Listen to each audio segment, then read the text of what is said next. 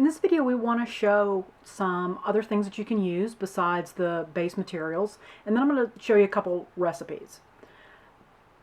For example, I've got my little spray here. You can work with, under materials, click your standard or standard surface tab. You'll have some general materials that we covered in DMPT 2400, such as multi-sub object and blend, that all of these work with Arnold, and it basically translates them into a standard surface. So if you pick physical material, for example, it basically behind the scenes is translating it into a standard surface. So you can still continue to use this. Now you have some presets here.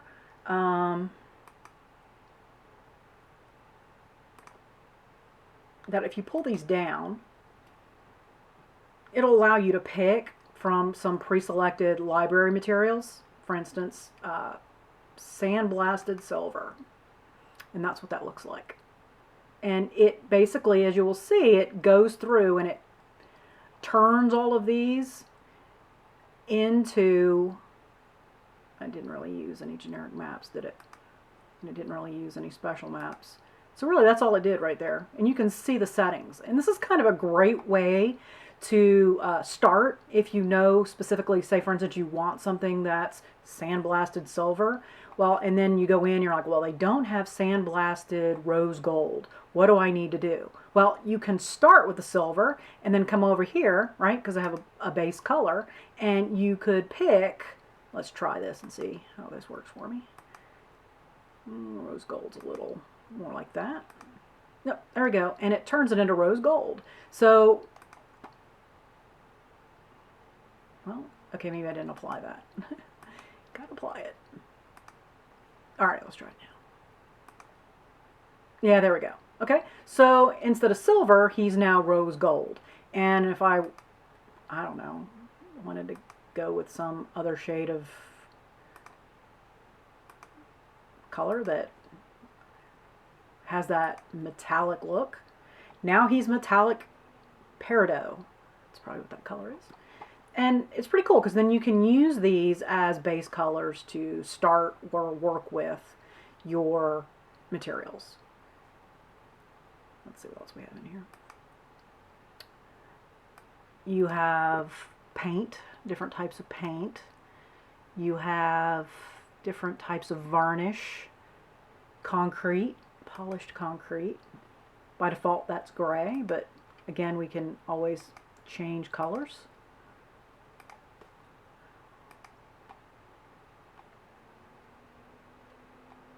And he's kind of this very flat blue. You have all these really, oh, you have thin, solid, and frosted glass. And the default colors on those can be changed as well.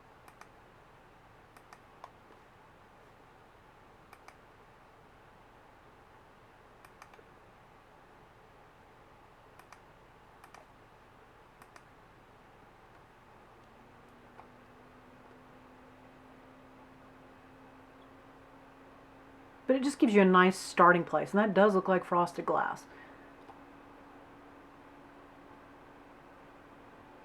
And they've already applied the maps, the materials, the colors, and you can just make some adjustments to it to get it to be the base color that you want it to be. Yeah, it looks pretty good. It looks like as it's getting there, it's thinking about it. Obviously, once you start rendering something out like this and you see that it's going to take a long time to render one frame, and you have an animation where it's going to be in 2800, 3000 frames, you may want to rethink using it, right? So that's a good tell when you're testing materials and you see how long it's taking me. Now, of course, I've been using this file to create all these videos, so it's kind of full. It's got a lot of information in it.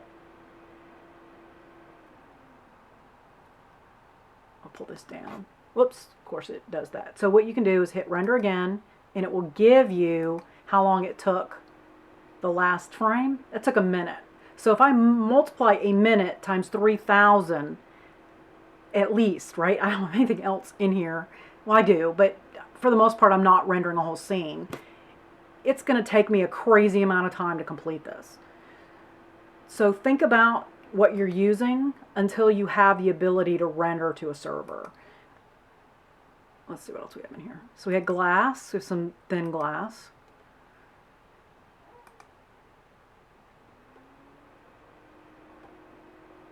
And it's glass. It's pretty cool, right? And like I said, glass is usually, you start off with black for glass. It's got a bit of a blue to it. They have completely removed thin film, because this would be a cool thing to start with. Now, here's the thing.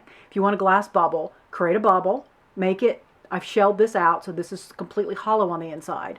And then copy these basic parameters in your, to use it to create your glass bubble, and then add the thin film. But instead of starting with physical material, go to the surface shader, right? Go here first, copy these down, go to the surface shader, apply them, and then apply your thin film. Because it's not allowing me to continue. It's like removed it from the set here.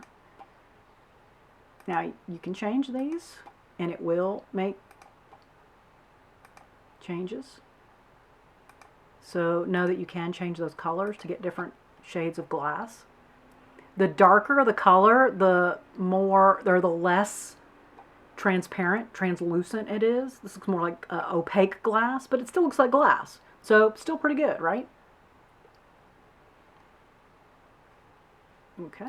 We also have, we talked about the metals, red sports car paint, and this thing is beautiful. Look at that. They have something in here, right? So they do some really advanced stuff down here. They have something in here that where they start working with advanced parameters. But this is it. You could use these parameters in a separate material if you wanted to get similar results and add to it if you wanted. You want to create an iridescence. You can change the paint color. So say my sports car is, right? And so I can change that color. That's really cool. That's a really great place to start for, oh, look at that. For those high gloss car paint finishes. Candle wax.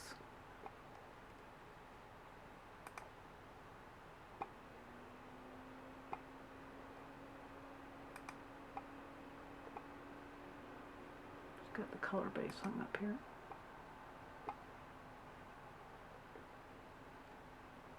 I didn't finish, hang on. There we go. I changed the candle wax to this green color. And now I have a spray made of candle wax.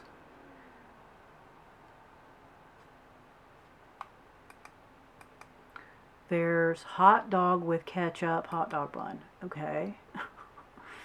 There's, and that's it. Okay, so those are just some that you can use under physical material. And then blend, direct shader, right? These start to get into really more complicated materials. We did cover this multi-sub object where you can bring materials together. You can also blend materials together through Arnold using the layer shader. I think that's it. Yeah, and it'll allow you to blend materials. One thing I will tell you is that if you're going to, and I'll just do this. Say I'm going to pick an image. I'm just going to pick my polka dots. And then I'm going to go back up. And then I'm going to pick my material and my standard surface. And I'm going to give it a base color. It should blend those for me. Let's go back up to make sure everything sticks. Okay, you have to uncheck all these boxes, by the way. Or not. I didn't like that. Let's try it again. I unchecked them all last time. Base color. Give me a color here, please. Okay, and so I attach my map first and then my material, and that usually works. And for some reason it didn't like it. But it usually allows me to blend the material and the map together if I attach them here. Of course, now that I get on camera, it's not working, but I have done this before where you can. Let me just try unchecking these since I'm not using them.